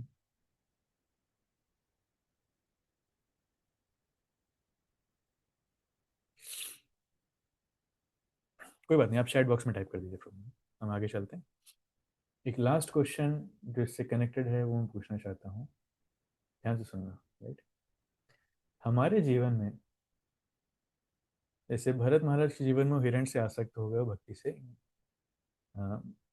एक प्रकार से उनकी भक्ति रुक गई, गिर गए, डाउनफॉल हो गया, फॉल डाउन हो गया जो बोलते हैं। हमारे जीवन में वो हिरण कौन कौन और क्या क्या हो सकता है? बस यही क्वेश्चन हम नहीं सुनना चाह रहे हैं। अब कैसे नाम लें हम अपने वालों का? हमारे जीवन में हिरण का काम कौन कर सकता है? स्वजनों का नाम मत लीजिएगा, सुमाधुरी माता जी। प्रभु जी, फर्स्ट तो फोन ही है। या फोन, स्मार्टफोन्स, स्मार्टफोन बहुत प्रिय मतलब हिरण बन चुके हैं। हम हमेशा साथ में लेकर के जाते हैं, कुछ लोग तो वॉशरूम में भी साथ में लेकर के जाते हैं। Okay, good. यस केशव प्रभु। कृष्ण प्रभु जी, एक्चुअली वो आंसर्स नहीं है बट एक क्वेश्चन है। आपने जैसे इनिशियली स्टार्ट करते वक्त अ, भरत महाराज को ग्लोरीफाई करा था एंड उनका लेवल बताया था भक्ति का कि he is on a second stage भाव की, मतलब जो लेवल होता है and might be tending to prem bhakti. तो जब उनने इतना कुछ ऑलरेडी एक्सपीरियंस कर लिया था एंड वो रिजेक्ट भी कर दिए थे चीजें, तो उनके सामने जब वो सिचुएशन आई हिरन की, तो एंड जब वो लेवल 2 ऑफ भक्ति पे थे, उनको वो टेस्ट मिल चुका था, तो प्रभु उनने ऐसे डिफरेंशिएट क्यों नहीं कर पाए वो, मतलब उसके सामने हिरन के अटैचमेंट थोड़े टाइम हो सकता है प्रभु, बट इतना लंबे समय कैसे हो गया वो? यही तो कारण है, इसीलिए भागवतम में स्टोरी है, बिकॉज ये अनयूजुअल है कि उस स्तर से भी कोई व्यक्ति गिर सकता है। इसलिए सावधानी हटी, दुर्घटना घटी। ये शास्त्रों का भी विचार है। श्रील प्रभुपाद एक बहुत श्लोक काफी कहा करते थे, शूरस्य धारा, मतलब भक्ति जीवन तलवार की धार पर चलने के समान है। शूरस्य धारा, अगर सावधानी नहीं है तो कट सकता है। इसलिए बहुत ध्यान देना चाहिए कि भक्ति जन में है हमारी आसक्ति कहाँ है। ठीक है, हिरण से आसक्त होना तो बहुत ग्रॉस है, वैसा ज़्यादा नहीं होगा, पर साधारणतः हमारी आसक्ति किस में हो जाती है? हमारे अहंकार पे आसक्ति हो जाती है, हमारे खुद पे, शरीर पे आसक्ति होती है। समय के साथ साथ परिवार के साथ भी आसक्ति कम हो सकती है, लेकिन खुद के ऊपर आसक्ति बहुत ज़्यादा होती है। और धन से आसक्ति होती है, और अनर्थों से आसक्ति होती है, खुद के ओपिनियन से अटैच होते हैं, जिसको हम अहंकार का नाम दे रहे हैं। तो लाभ, पूजा, प्रतिष्ठा से आसक्त हो जाती है, नेम, फेम, ग्लोरिफिकेशन से लोग अटैच हो जाते हैं। जनरली साधु लोग इसी में अटकते हैं, लाभ, पूजा, प्रतिष्ठा में। तो समय के साथ साथ ये आसक्तियाँ वहाँ शिफ्ट हो जाती हैं, राइट। जैसे भरत महर्षि पूरा राज्य बड़ी आसानी से त्याग दिया, लेकिन हिरण से आसक्त हो गए, वो समझ नहीं पाए। इसलिए we have to always be introspective. और दूसरी चीज जो सुमाधुरी माता जी ने कही थी कि हम भक्तों के साथ में रहना चाहिए। जब हम अकेले हो जाते हैं तो हमें समझ में नहीं आता कि हम क्या गलती कर रहे हैं। तो भक्तों के साथ में रहेंगे तो भक्त लोग आइडेंटिफाई करके बता पाएंगे कि प्रभु जी गलत जा रहे हैं आप, गलत हो रहा है, आपकी साधना डिस्टर्ब हो रही है, मोबाइल ज़्यादा चला रहे हैं आप, आपकी साधना डिस्टर्ब हो रही है, प्रचार बहुत ज़्यादा कर रहे हैं आप प्रभु जी। प्रचार भी उसी लिमिट तक करना चाहिए जिस लिमिट तक हम अपने आप को बचा पाएँ। पता पड़ा प्रचार में इतना बह गए कि वो हम खुद ही डूब गए, साधना डिस्टर्ब हो गई, जप नहीं हो पा रहा है, चार नियम पालन नहीं हो पा रहा है। So everything has its limit. हम किस लिमिट तक आगे जा सकते हैं, ये भक्त लोग हमको इजीली एनालाइज कर सकते हैं। Devotee association is there for a great protection for us, right. या महारानी माता जी। हरे कृष्ण प्रभु जी।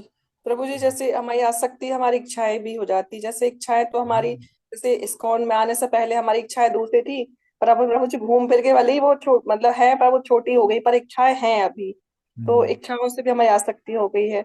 और जैसे कि आपने जैसे बताया कि हम नाम के लिए भी अभी भी हम लोगों में है ऐसा कि हम कुछ करते हैं तो थोड़ा सा हमको नाम मिलना चाहिए, नाम और फैम के लिए। प्रभु जी, इसमें भी हमारी आसक्ति है। सेंटर पे बड़ा चार्ट लगा देते हैं, नित्य सेवा डोनर्स कौन कौन है। अगर कोई 200-300 रुपये 500 रुपये भी दे रहा है तो उसका नाम आएगा। हर महीने प्रभु जी 500 रुपये देते हैं, हर महीने और माता जी 1000 प्रभु जी जिसका नाम नहीं रहता वो, अरे मेरा नाम नहीं है, अब मैं नहीं देता। मेरा नाम नहीं। अरे प्रभु जी आपने हमको अप्रिशिएट नहीं किया, सबके लिए हरिबोल बोला, हमारे लिए हरिबोल नहीं बोला।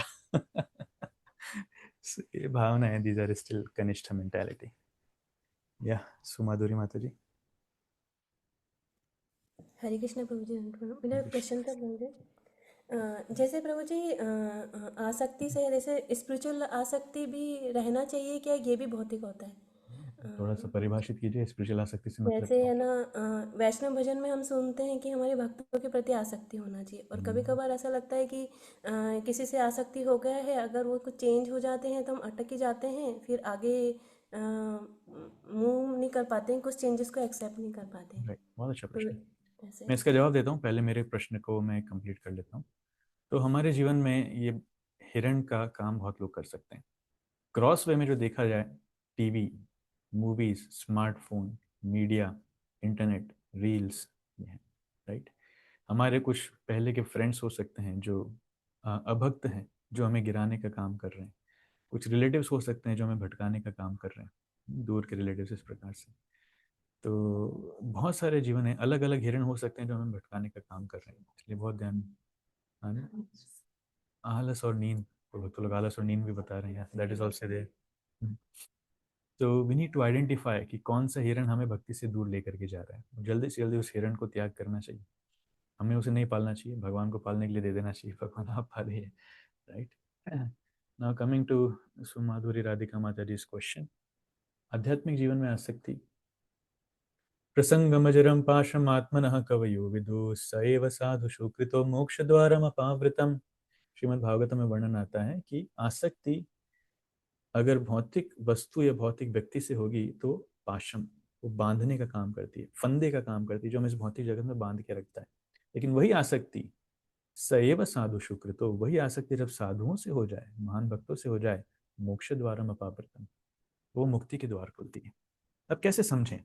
आपके क्वेश्चन का सेकंड पार्ट है कि प्रभु जी साधुओं से आसक्त होना, लेकिन कभी कभी वो साधु जो हैं उनका पतन हो गया तो, कभी कभी वो साधु जो हैं वो खुद ही भटक गए तो, कभी कभी वो साधु जो हैं वो ही पथ भ्रमित हो गए तो, उन्होंने हमको गलत उपदेश दे दिए तो। यही होता है ना बाहर के समाज में कि लोग बहुत आसक्त थे आशाराम जी से, लेकिन अभी वो जेल में है, लेकिन लोग तो बोल रहे हैं उनकी लीला चल रही है, अभी भी समझ नहीं पा रहे हैं वो सारी चीजें। तो ऐसे लोग अपने अपने गुरुओं से, अपने अपने साधुओं से बड़े आसक्त हैं और वो चीज़ डाइजेस्ट नहीं कर पा रहे हैं कि ऐसा कुछ हो रहा है। So how to understand it, Srila Bhakti Charu स्वामी गुरु महाराज बहुत अच्छा उदाहरण देते थे इसमें।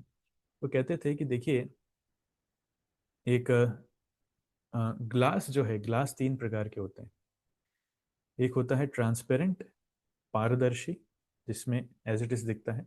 एक होता है ट्रांसलूसेंट और एक होता है ओपेक। मतलब ट्रांसपेरेंट ग्लास वो है जो पूरी तरीके से पारदर्शी, इट्स प्योर ग्लास।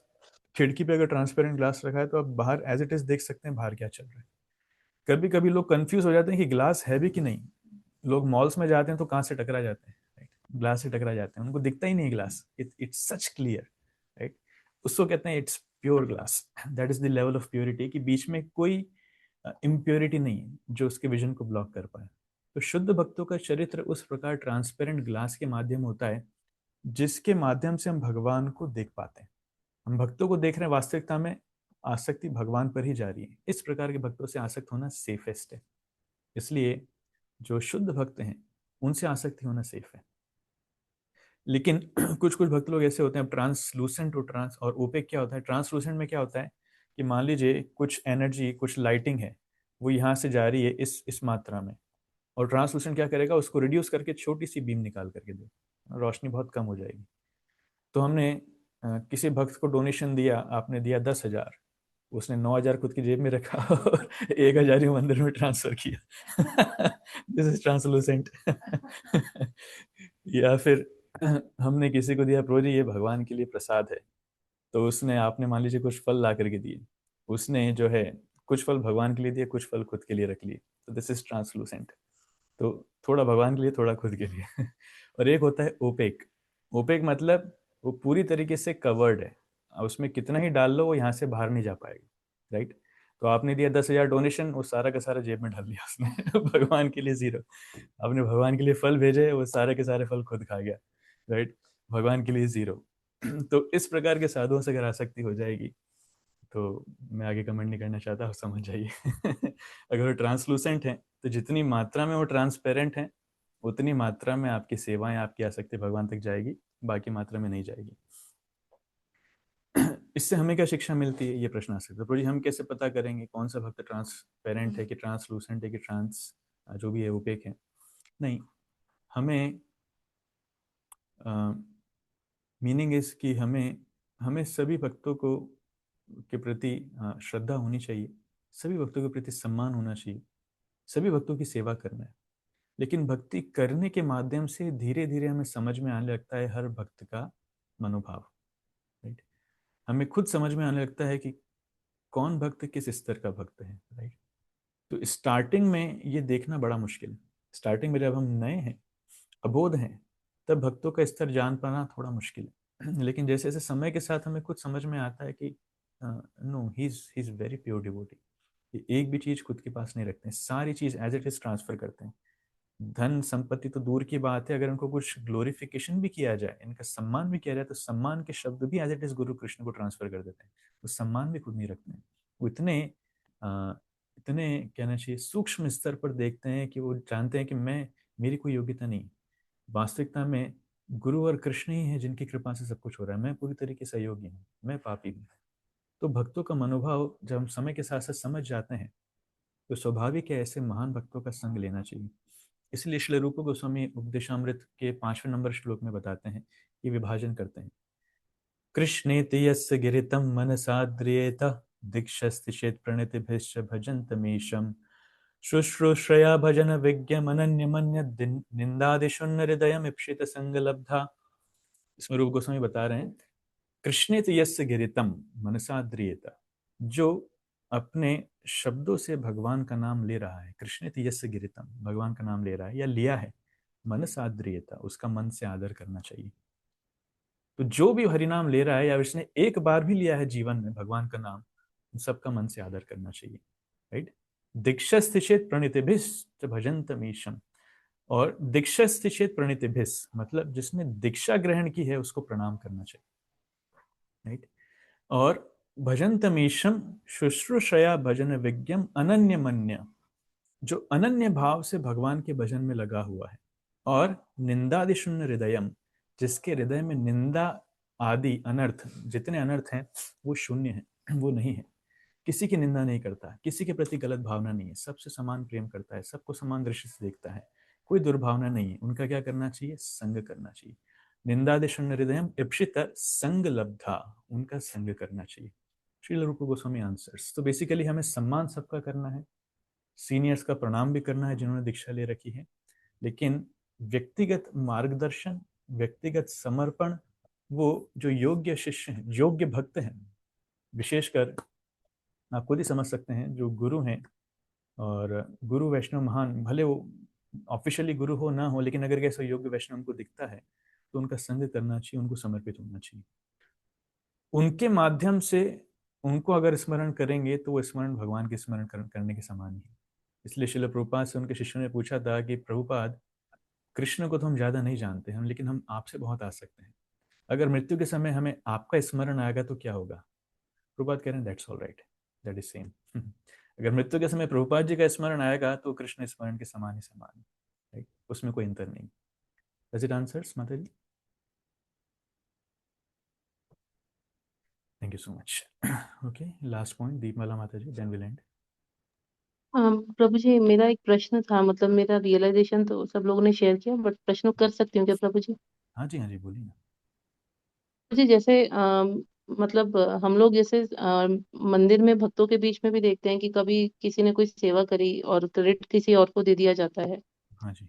तो ऐसे में अगर हम शांत रहते हैं और हमको लगता है कि ठीक है कोई फर्क नहीं पड़ता, लेकिन कभी कभी प्रभु जी मंदिर में परफॉर्मेंस के बेसिस पे भी, मतलब परफॉर्मेंस हम क्या कर रहे हैं उस बेसिस पे भी हमें जज किया जाता है। तो अगर हम चुप रहते हैं और उसको इग्नोर कर देते हैं कि ठीक है भगवान तो देख रहे हैं ना, तो ये मूर्खता है प्रभु जी, या फिर ऐसे में हमको कभी बोलना चाहिए कुछ? नहीं, ये कोई मूर्खता नहीं, ये महानता है।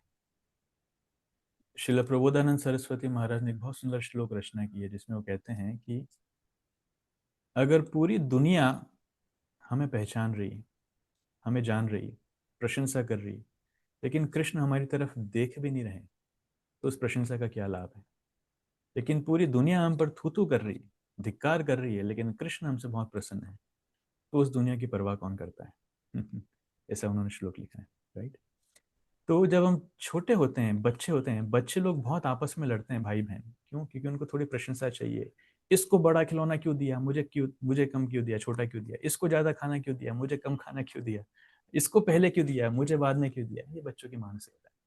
तो जब व्यक्ति बड़ा हो जाता है तो इस प्रकार की बचकानी हरकतों पर वो कभी भी लड़ता नहीं, बल्कि दूसरों को देने की भावना आती है। अरे पहले दूसरों को दीजिए, पहले उनकी सेवा कीजिए, मैं बाद में लूंगा, राइट। इनको ज्यादा दीजिए, मुझे जरूरत नहीं है। ये बड़प्पन है। सिमिलरली आध्यात्मिक जीवन में भी जब हम ग्रो करते हैं तो हम क्रेडिट लेना ही नहीं चाहते हैं, अगर मिलता है तो बहुत दुखी होते हैं, नहीं मैं डिजर्व नहीं करता हूँ। भक्ति जीवन में प्रगति का लक्षण है कि हमें हमारे अंदर दोष बहुत क्लियरली दिखने लगते हैं, बहुत क्लियरली हमारे अंदर अवगुण, दोष और बुराइयां हम देखने लगते हैं, और जो गुण है हमारे अंदर कोई गुण नहीं है, सारे गुण हमें गुरु और कृष्ण के अंदर दिखने लगते हैं। तो अगर कोई प्रशंसा कर रहा है तो भक्ति जन में जो उन्नत भक्त है उनको बुरा लगता है कि नहीं मेरी प्रशंसा क्यों कर रहे हैं, मैं तो योग्य नहीं हूँ प्रशंसा करने के लिए। एकमात्र भगवान ही योग्य व्यक्ति है जिनकी प्रशंसा होनी चाहिए। उत्तम श्लोक, भगवान का नाम ही उत्तम श्लोक, जिनकी उत्तम श्लोकों से स्तुति होती है, राइट।